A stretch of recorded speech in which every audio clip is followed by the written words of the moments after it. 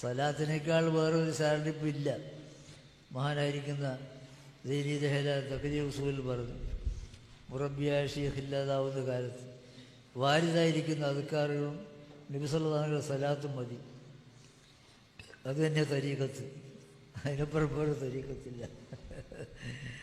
അപ്പോൾ സലാത്ത് പല സലാത്തുകളുണ്ട്. ഏറ്റവും ഫായിദ ഇപ്പം അനുഭവിച്ച് വരുന്നത് സലാത്തുന്നാരിയ.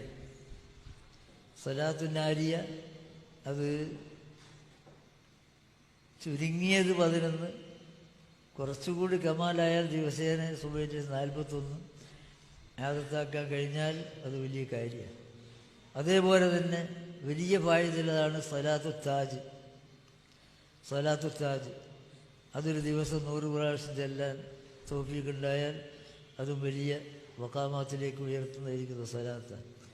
ഇത് രണ്ടും കഴിയാത്തവർ അല്ലാഹുമ്മ സ്വല്ലി അലാ സയ്യിദിനാ മുഹമ്മദിൻ വഅലാ ആലിഹി വസഹ്ബിഹി വസല്ലം എന്ന ചെറിയ സലാത്ത്.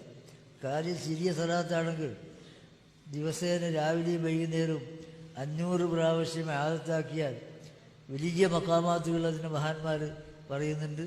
ഈ 3 സലാത്തിൽ ഏതാണ് നിങ്ങൾക്ക് ഇഖ്തിയാറിയാ ചെയ്തത്, അത് നിങ്ങൾ എൻ്റെ മശായിഖിൻ്റെ സമ്മതത്തോടു കൂടി നിങ്ങൾക്ക് സമ്മതം നൽകിയിരിക്കുന്നു. അല്ലാഹു തൗഫീഖ് നൽകട്ടെ.